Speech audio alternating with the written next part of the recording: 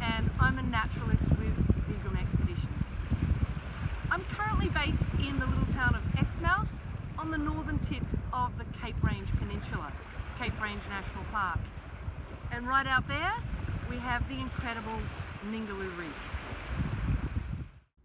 Ningaloo Reef is probably best known for these guys, the whale sharks, gentle, plankton-eating giants which congregate here in large numbers every year starting in April when the corals have their mass spawning, and in many cases sticking around until about late July.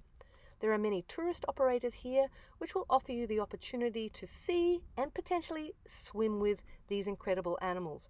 A very well-regulated industry that ensures that these sharks are not disturbed in any way.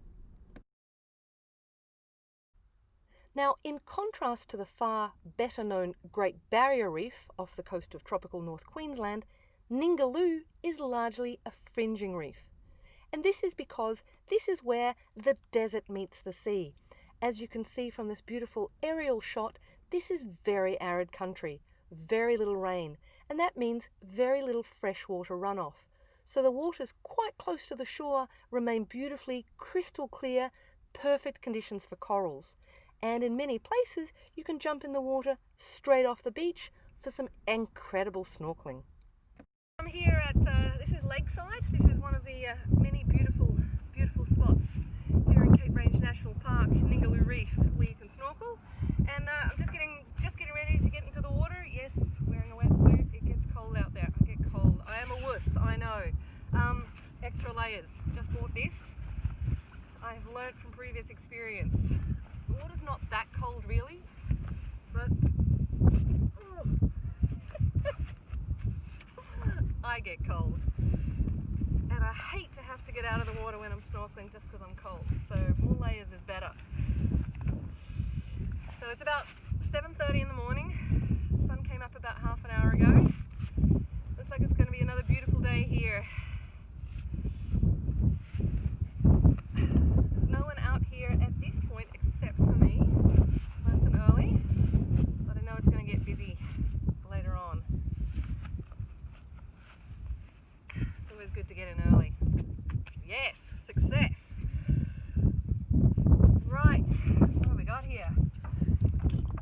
Fins, mask and snorkel, sun gloves, trusty GoPro, weight belt. Okay, so we've come down to the beach here at Lakeside. My shadow.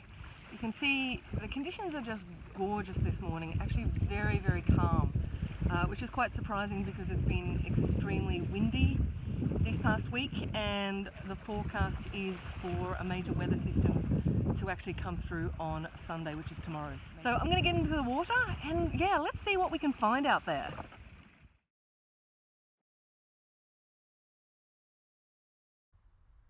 So around this large Porites coral bommy we can see a small school of blue-green chromis, and then the stripy guys are the scissor-tail sergeants. They're all feeding on zooplankton out in the water column.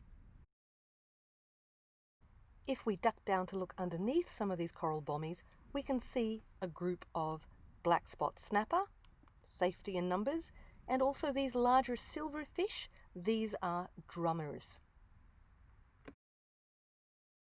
On a different coral bommy, this one with some staghorn growing on top of it, we find this dusky Gregory.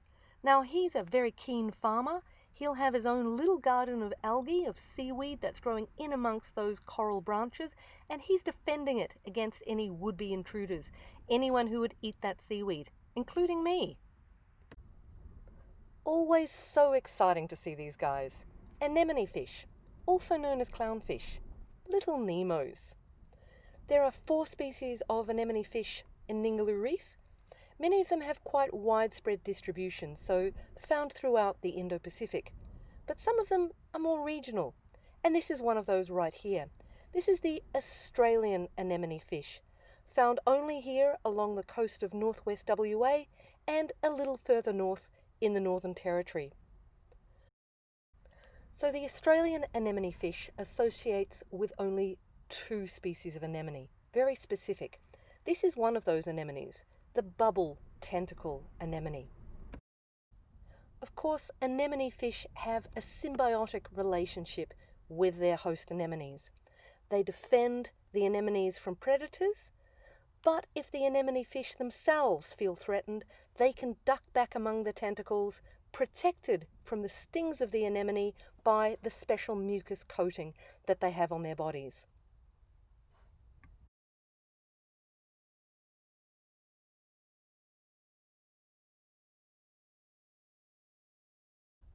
Interestingly, at the base of the same coral bommy, in amongst the tentacles of essentially the same bubble tentacle anemone, we have a different species of anemone fish. This is Clark's anemone fish, found throughout the Indo-Pacific and associating with at least 10 different species of anemones. Moving out into an area of open sand, we've got several different species of pufferfish. This is the narrow-lined puffer, quite a small species, growing to about 12 inches. And this, the starry puffer, is the largest puffer species here in Ningaloo, growing up to 47 inches. This one's actually a juvenile, but see how much bigger he is than the little narrow-lined puffer. Pufferfish have very strong jaws and enjoy a varied diet of sea urchins, crustaceans, and other things with shells that require crunching up. When threatened by predators, they can put on a burst of speed by bringing their tails into gear. They can also ingest air or water, like the related porcupine fish, making themselves appear a lot bigger than they really are.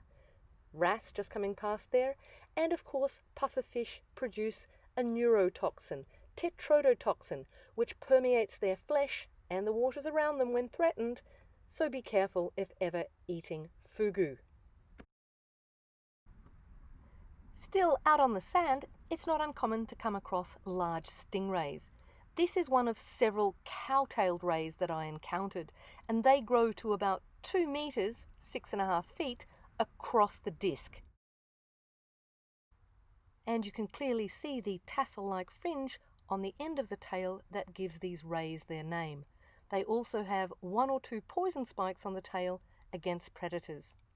This one here is feeding in the sand, and you can see there's several other fish gathered around opportunistically just in case he stirs up some other interesting things that they might be able to eat. And you can see he's making characteristic marks in the sand as he feeds. Stingray feeding pits, so keep an eye out for those if you're ever snorkeling in sandy areas. Now, of course, stingrays, like sharks, have an electrosensory system. They're able to detect muscle pulses, the electrical pulses produced by the muscles of prey like fish, crustaceans, and other things that are hiding in the sand.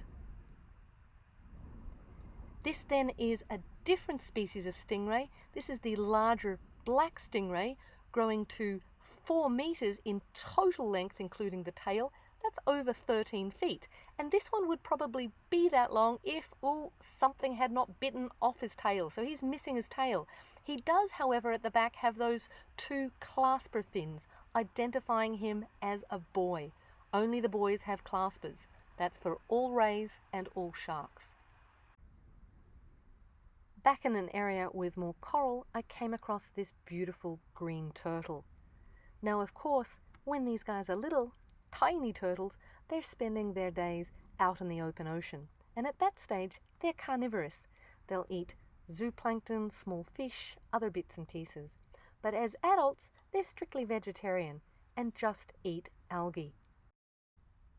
Like this one is doing, coming in for a little bit of breakfast, showing me conclusively that this is indeed a green turtle. The other species found here, the loggerhead turtle, eats jellyfish. Now, you might think, well, of course it's a green turtle. Look, it's greenish in color, but it's actually not that easy. The name, sadly, refers to the color of its meat. Many turtle species actually look very similar, and it can be quite hard to tell them apart. You need to look closely and count the number of different scales or scutes on the turtle's shell and also in some cases on the turtle's head. Green turtles have 4 pairs of costal scales in contrast to the loggerhead, which has 5 pairs, and they have 1 pair of prefrontal scales in contrast to the hawksbill turtle, which has 2 pairs. Know your turtles. And of course, Ningaloo Cape Range National Park is a very important breeding area for these green turtles and the loggerheads. Breeding season, nesting season is between October and February every year. Wow, that was amazing.